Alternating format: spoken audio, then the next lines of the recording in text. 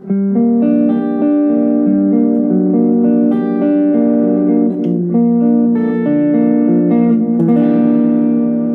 everyone, and welcome back to our new episode of Shred and Soul. I'm Shred, aka Kevin Wood. And I'm Soul, aka Wind Hughes. We wanted to talk about something that's come up off and on in conversation, and you can't escape it. The angst and the divide in our daily world, and how do we cope with that, with divergent viewpoints, and surviving all of that and keeping centered within that environment. You wrote a chapter in your book about being a spiritual evolutionary, and there's some key points in that chapter that talk about just that conundrum.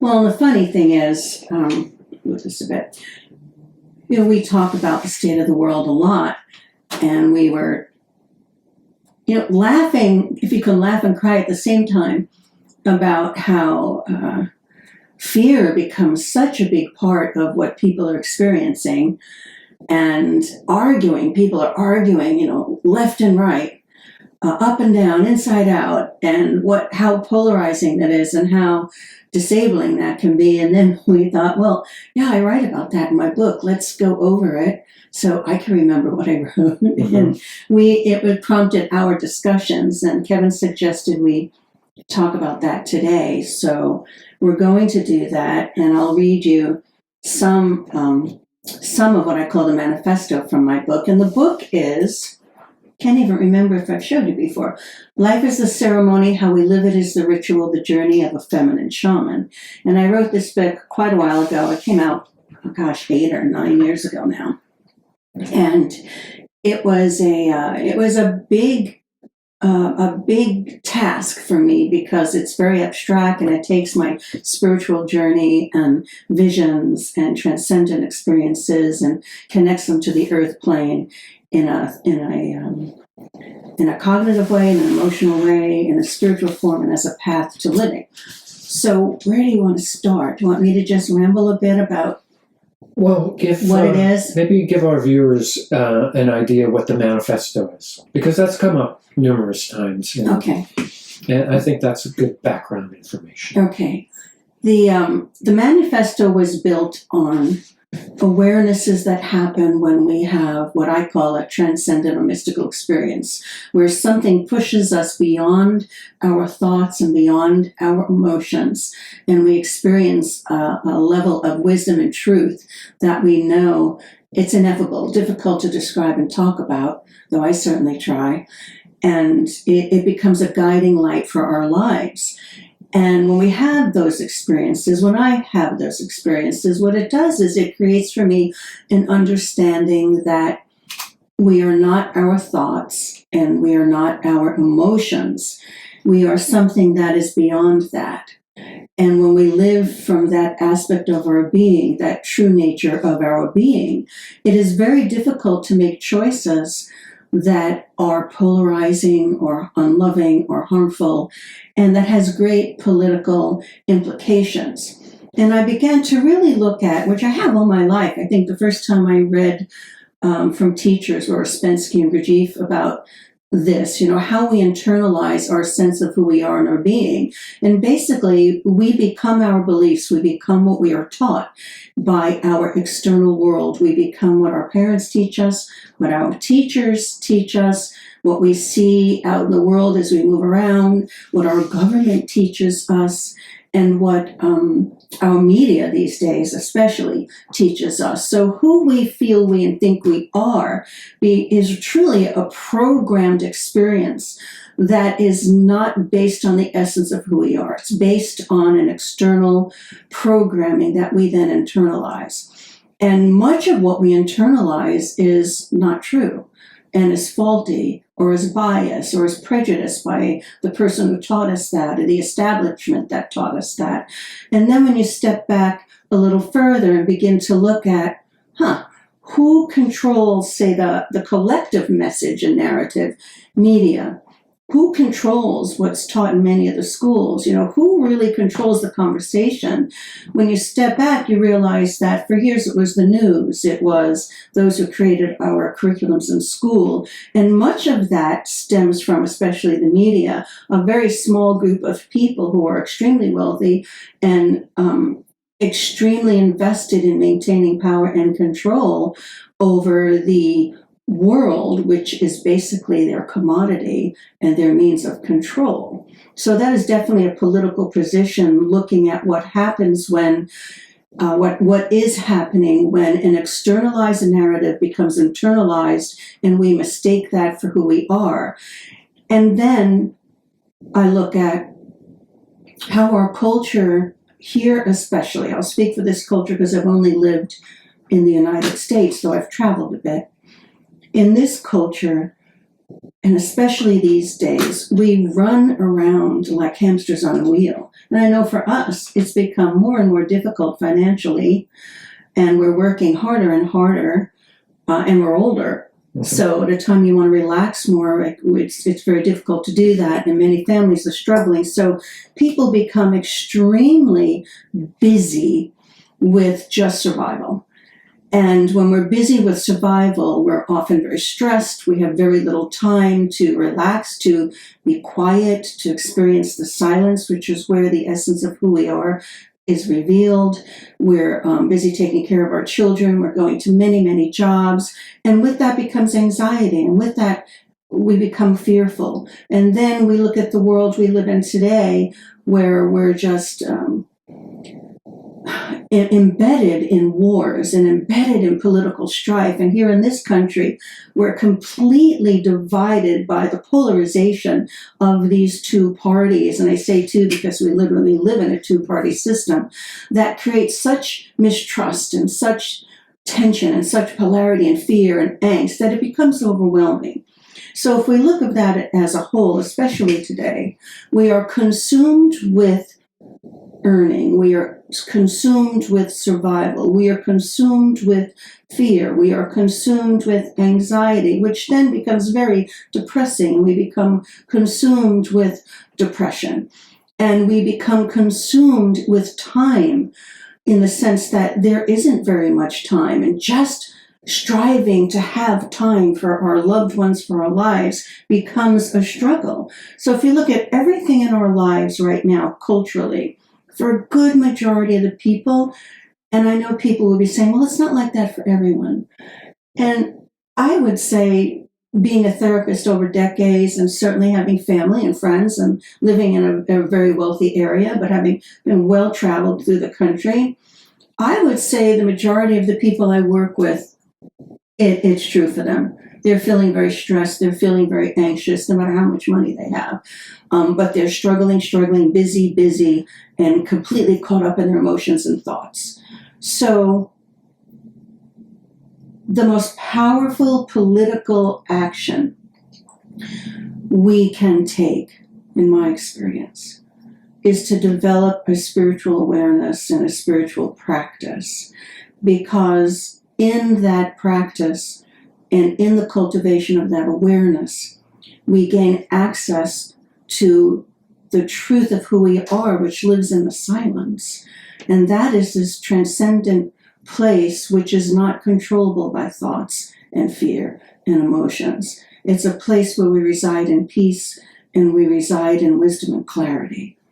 And so life is designed here in this country. Again, I'll speak for here, but I think around the world a lot these days, to keep us very busy and stressed and divided, so we don't experience that place within us where that truth resides. Because if we knew who we are, which is a transcendent being, a creator, the master of our experience, if we knew that, I can't go on and on, if we knew that, truly knew in the core of our being, that everything we do and everything we say and every aspect of this physical universe is governed by frequency, and that we transmit frequency constantly and we receive frequency constantly, that it's like a radio that we tune into. And if we reside in a place of quiet and of serenity and peace, where we are not governed by our thoughts, we are not governed by our emotions, and there was one steady frequency that transmitted to us that wisdom and that knowledge of the sovereignty of who we are and the love that exists within the universe, then how we move and what we're willing to do in our lives becomes very different. We no longer become willing or able to participate in aspects of this culture, in aspects of the governance, in aspects of our thoughts and emotions, which create fear and anxiety, and we start to question everything in our lives. And when we start to question everything in our lives, it becomes extremely threatening to the status quo and to those who control the airwaves of media, the airwaves of consumerism, the airwaves of fear, the airwaves of greed, the airwaves of division, because their profits and their control then become threatened. And so a spiritual revolutionary, and I hyphen between the R and the E because it's spiritual evolutionary in the sense, but the R is in front of it saying to evolve consciousness and to evolve spiritually is a revolutionary act. That's the nutshell of how this came to be. So then, in another nutshell, the way out of this would be for us to experience our true essence in a critical mass situation where if enough people were to take time to explore this aspect of our true reality, then we could circumvent in a large way what is going on with media, with politics, with our thoughts and emotions. Is that an accurate assessment? Well, yeah, I think it's absolutely true, and it has to come from the true desire, which for many people is frightening.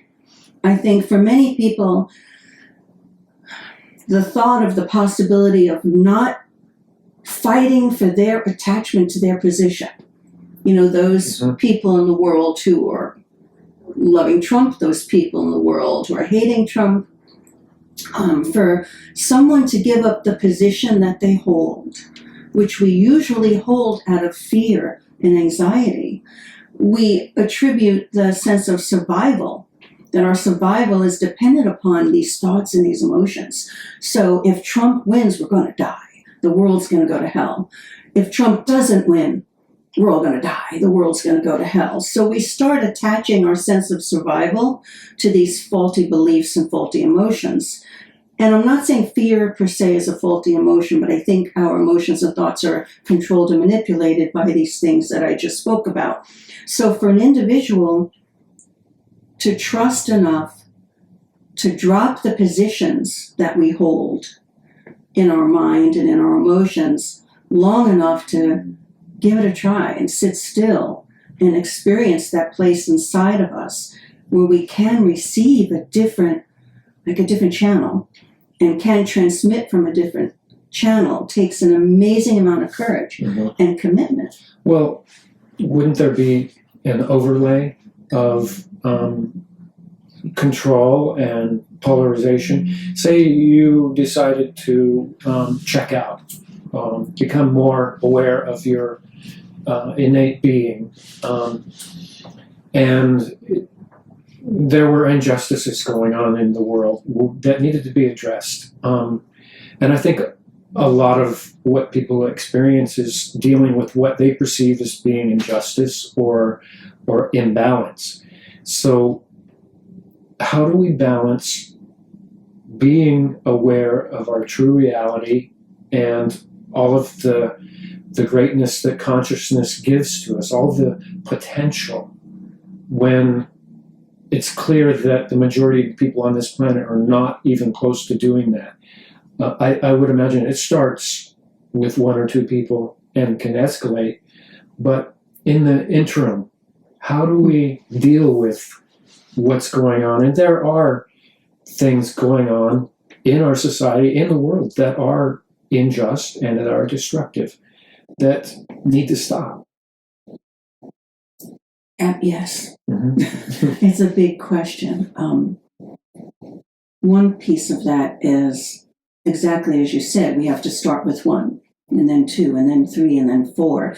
And the tipping point, when you look at quantum physics, and quantum physics is an amazing, I just love quantum physics and science, is an amazing representation of the principles I'm speaking of. And there is this tipping point of reality in quantum physics where an effect occurs on an existing reality.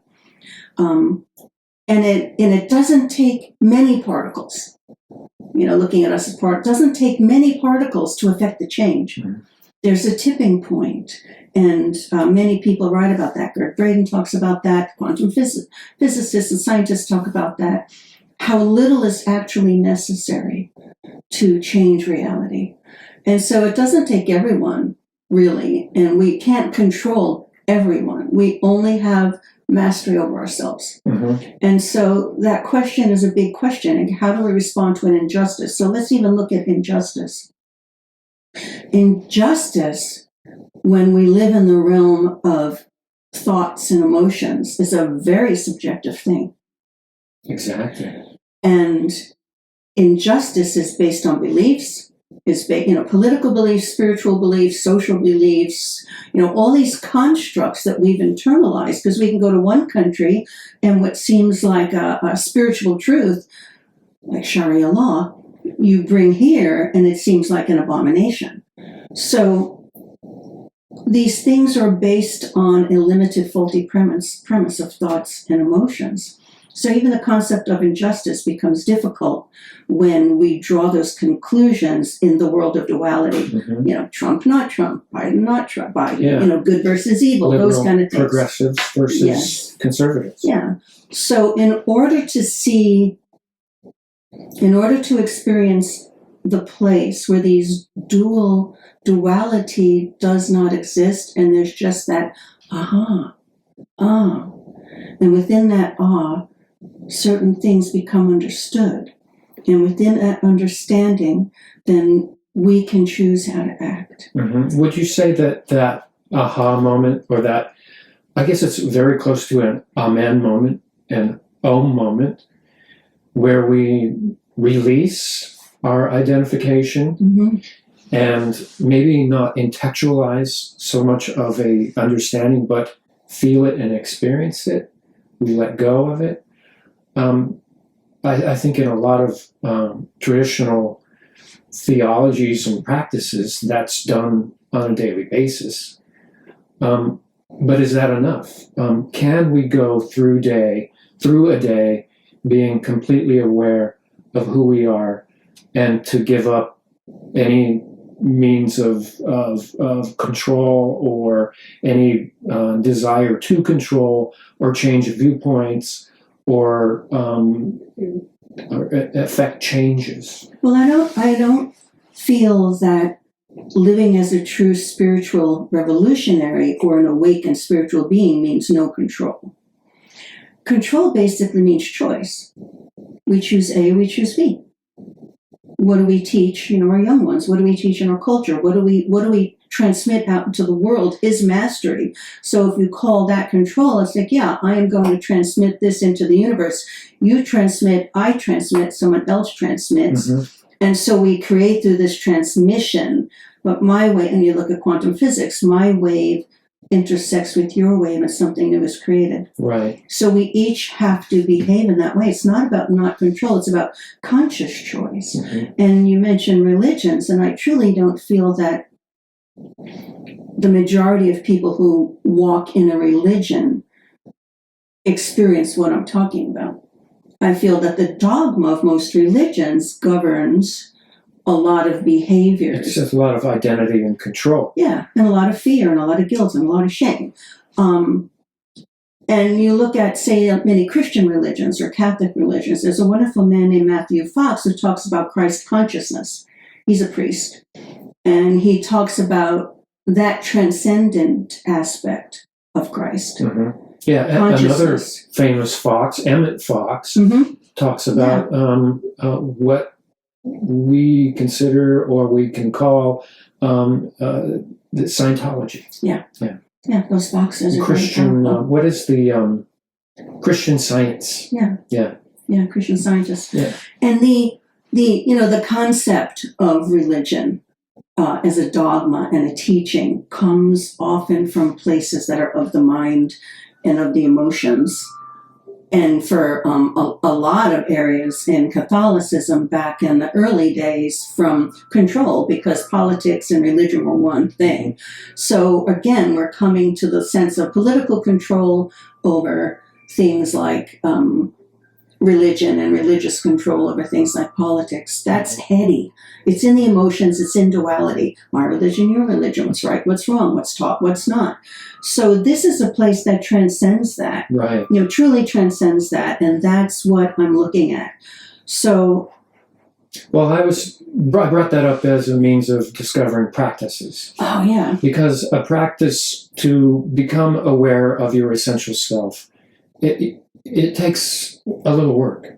And time. You have to break away from your identities, your fears, your emotions, and try to become one with whatever it is, that source, and to experience that. And so how do we go about doing that? Yeah, and that's the question I think a lot of people ask is, how do I develop a practice? How do I find the time? And the first step is cutting out the time. Because when we're running around our day-to-day lives, in our identities, we're busy, we're stressed, we're whatever, we are not still enough to allow the thoughts and the emotions to rise and fall and move away. So we have to cut out some time. Mm-hmm. And I think there are many, many practices. People can meditate, they might be Buddhist, they might be Hindu, they might be Christian. The Bible talks about in the world and not of the world.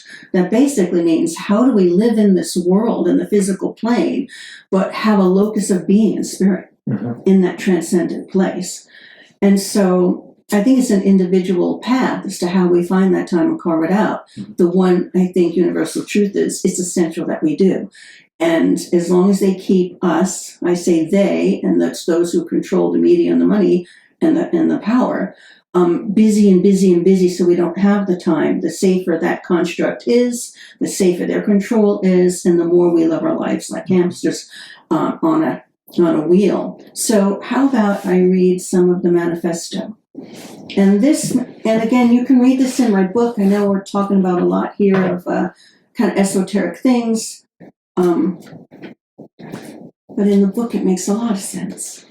So I want to read the manifesto, and the manifesto is basically, when you live from that transcendent place and you have these experiences, these are the things that become, what we might call a no-brainer. These are the things that become truisms that are just self-evident in that place. And you have to experience that place to feel this and truly know this. And I don't mean know it with the head. I mean, know it in every fiber of your being as a truth. Yeah, many people have faith and many people believe, but very few people have had the time and the ability to actually sit and experience these things directly. But these are some of the things that are extracted as principles from the place that transcends thought and emotions, thus transcends political dogmas based on fear and division and control. So the first one is, we are one being, one spirit, one consciousness, one life, one love, one creator. We can transcend the illusion of separateness. The ultimate, most powerful political action is to awaken spiritually. And I really, really think that's a very significant one. A world of spiritually awakened beings is politically challenging to current institutions. The art of living as a conscious and loving citizen of Earth is essential. We are all aspects of the same spirit, and thus to harm another person is to harm ourselves. We'll come back to some of these in a minute, okay? One person hungry is being hungry ourselves. All children are our children. The truth of who we are is in the stillness of the silence. The natural laws of creation exist And I do have a chapter on what those natural laws of creation are in this book. Our responsibility as a conscious, awakened co-creator of the universe is essential. We are not here to survive, but to awaken. The importance of being a conscious and loving guardian of whatever money is in our custody, and the implication of many awakened souls utilizing the energetic exchange of money for the conscious good of all. Compassion for the limited human consciousness and dedicates, this is what a spiritual revolutionary does, and dedicates energy to transcending all that limits their awakening. Every moment becomes another opportunity to love, create, and manifest. Every breath, thought, emotion, action, word is an energetic investment in an intention of creation. Miracles and visions are ordinary occurrences. Even though each individual spiritual revolutionary embraces the intentions above, each person's path is unique, sacred, and to be respected. There is an ever-expanding understanding of what it means to be a spiritual revolutionary. And so when I've done programs and groups like this, we've kind of gone through them and said, well, how the heck do we apply that in our lives? One thing that I think was important to me, because I grew up in the 60s, and I certainly, had, I think I've spoken about this before, a negative attitude about money, because, money equaled power, equaled control. And as I grew as a human and in my spiritual understanding, we utilize the tools that we have. And money on this planet is an energy of exchange. And the more people who are awake and have access to this energy of exchange, the more people are creating from this sort of a manifesto in their lives. And so money isn't a bad thing. What we do with it can be dark. But when we see money as the ability to create and move forward in the physical plane, we start feeling very differently about it. Good point. Well, you want to pick one or a few of these to talk about? Maybe one that strikes you? One person hungry is being hungry ourselves. I think that is a very important and very that's something that not just hungry, but any kind of suffering that you might encounter or hear about, of course, is something that we all need to be responsible for. What was your thought in adding? In that? Mm-hmm. It's a truth, and one that, I, being a physical human being, don't necessarily actualize as effectively as I can. I know there are hungry people out there. I get very emotional about this because I've known hunger in my life. And there's nothing worse, well, there's probably many things worse, but hunger is a difficult one. To actually be hungry or feel that you can't feed your children is a very, very painful experience. And to know that there are children hungry out there hurts my heart. Do I do something about it every single day? No. And so when you practice this sort of path, we have to be rigorously accountable to ourselves. And so when I have a group, we cry a lot with these sort of concepts in the manifesto, or see these sort of truisms, because to live by this is a very transformative process. And if you take something like one person hungry is being hungry ourselves, the truth is on a collective level. How we live it is a different thing. And that's why the book is called Life is the Ceremony, How We Live It is the Ritual, because we're in this beautiful dance together where all these truths that we see when we awaken spiritually exist. But how we translate and manifest them into this human dance is incredibly challenging. Mm-hmm. And we're imperfect and we fail a lot. Mm-hmm. We've given to charities, and we do support government policies that do feed hungry people. Those are some of the ways we can take action. Mm-hmm. And I think what we do with our money, what we do with our time. And what I often suggest for people when, like we talk about this, is maybe just take a few of them. Maybe you're overwhelmed by all of these. All children are our children. I feel that when I see children who might be hungry or I'm walking by them, my heart sees them as my children. How I act in my life is different a lot of the time. Mm-hmm. I don't bring every orphaned child into my home. There's no way I could do that here. But that's a mental and emotional construct. I'm seeing the limitation. I'm acting out of that limitation. Mm-hmm. Is there another way for me to embrace all children are our children? That would be out of the box. And so we start to look at that. Mm-hmm. Do we just look at a child and smile at them and tell them how awesome they are when we pass them? That's a way of embracing and saying love to a child. And I try very often when I see a child, this is one of the ways I do this. When I see a child, I tend to smile at them and laugh or ask how they are or tell them how awesome they are or something. And that to me is one of the ways that I try and add a little bit of love and light into that child's moment. Mm-hmm. Because I see them as a being that collectively I'm responsible for. And I can't take everyone home, but that you've seen me do that. Right. That's one of the little ways I do that. Well, children need nurturing and support and positive support and a lot of love and understanding. Yeah. That's a universal truth about children.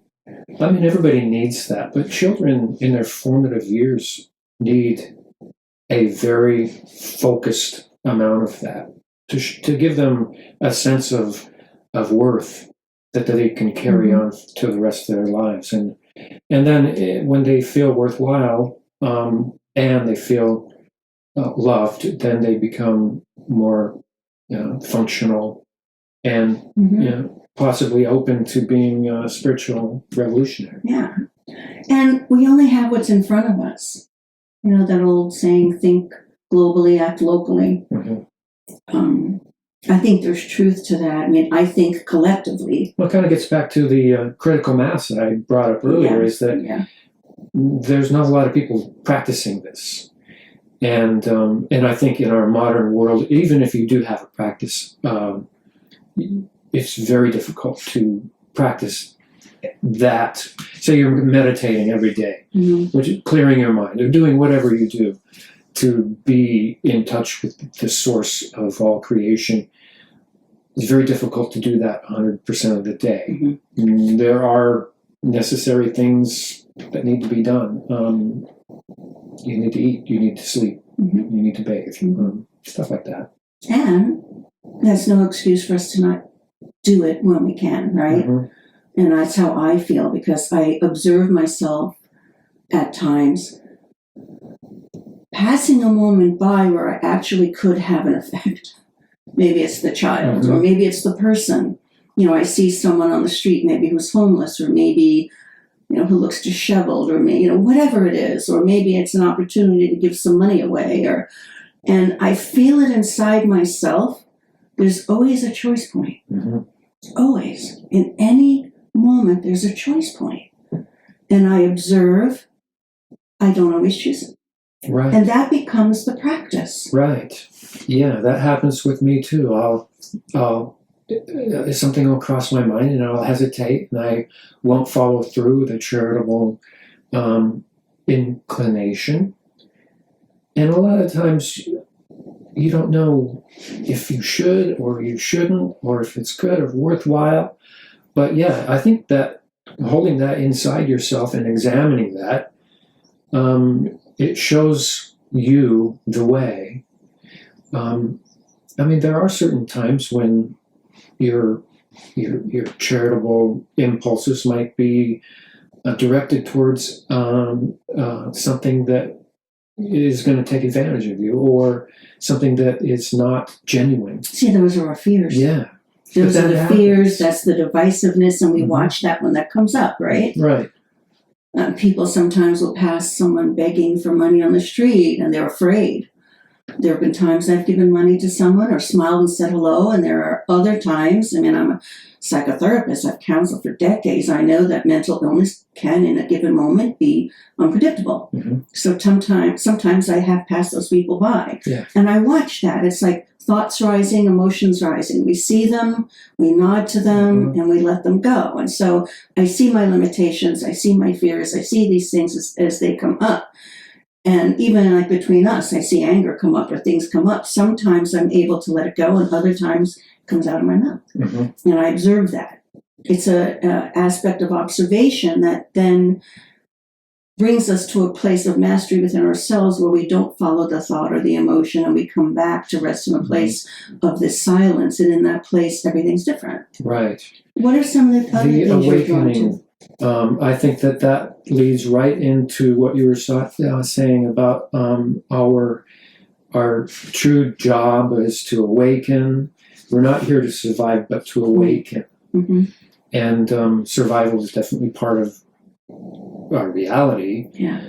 But if you want to find meaning to that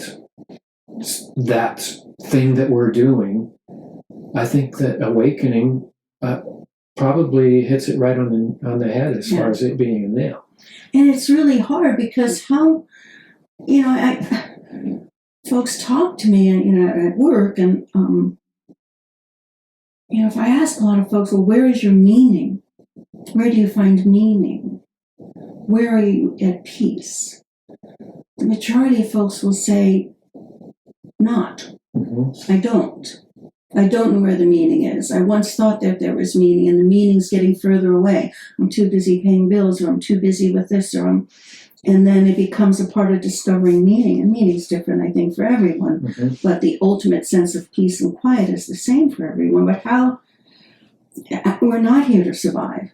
We're here to awaken. And I think part of what happens is, like you were saying, you have that choice point, is that we choose survival because we're human. We're protecting ourselves and our children and our families. So we make the choices that are good for our physical survival. And we're here as humans, so we want to remain here. That being said, when we choose survival, we often are coming from a place of faulty belief and limitation. So how do you balance that? Yeah. It's a challenge. It is a challenge. Yeah. I mean, just the fact that we're here, we exist, and our existence in this realm, we call it a physical realm, is limited. I mean, what has that done to the psychology of every person who's ever lived on this planet? Yeah. To know that it's going to be over. Soon, before you know it. Yeah. At any time. That's enough to scare the bejesus out of just about any person. And I think it's shaped our experience here. I mean, how do we really know what is beyond and how to act and what to do? It's Well, that's why I say one of the things that I teach is on my cards in the book at the end of this chapter: beyond all thoughts, beyond all emotions and physical form, in the stillness of the silence, we discover who we truly are. And when we have a sense of that, death takes on a new meaning. I'm not afraid of death at all. Don't cherish the idea of pain and suffering. I would choose to be here every minute rather than leave. But yeah, I think we should maybe talk more about this. This would be this book is full of things to talk about. And where can people get this book? And right now on Amazon would be the quickest, easiest place. And I'll put the link in the description. And I just want to say that all of this is a challenge for us. People spend decades, a whole life in a monastery trying to learn to be quiet, and find that inner peace.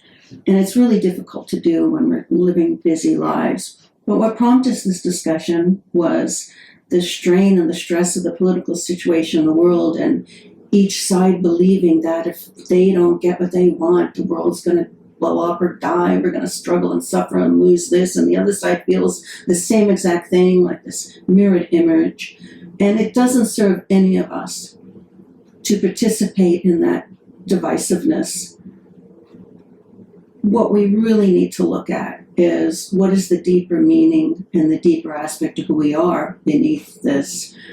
And to realize that our thoughts and our emotions are being manipulated and controlled every single day, and we act so much from those thoughts and emotions, and to maybe we help facilitate that by jumping on board and participating, being attached to our positions.